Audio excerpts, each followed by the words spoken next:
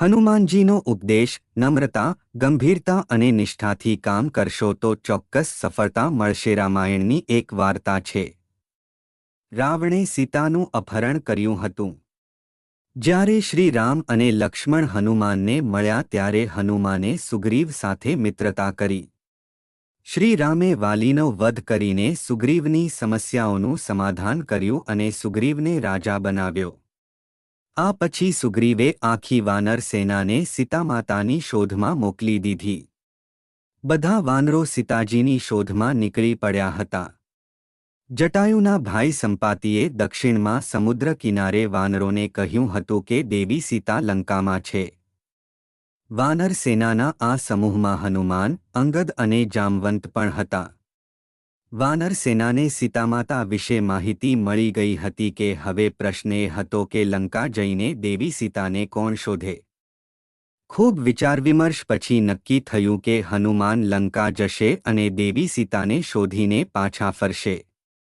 હનુમાને લંકા જતા પહેલા 3 ખાસ કામ કર્યા હતા. હનુમાનજીએ સૌથી પહેલું કામ પોતાના તમામ સાથી વાનર સેનાને વંદન કર્યા.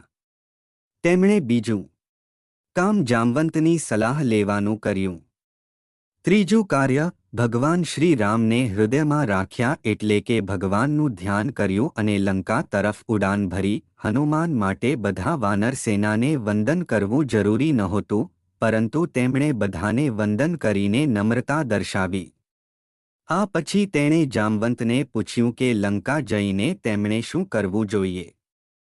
ત્યારે જામવંતે હનુમાનને સલાહ આપી કે તેઓ લંકા જઈને દેવી સીતાને શોધીને જ પાછા ફરે. તેમણે ત્યાં યુદ્ધ ન કરવું જોઈએ.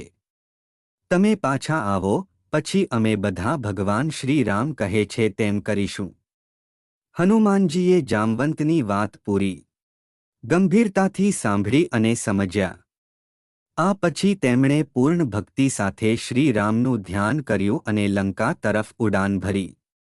હનુમાને નમ્રતા, ગંભીરતા અને ભક્તિ સાથે સીતાની શોધનું સૌથી મુશ્કેલ કાર્ય શરૂ કર્યું અને તેને સફળતા પણ મળી. હનુમાનજીનો ઉપદેશ એક જ્યારે પણ આપણે કોઈ મોટું કામ કરવા જઈએ ત્યારે નમ્રતા, ગંભીરતા અને આદરથી શરૂઆત કરવી જોઈએ.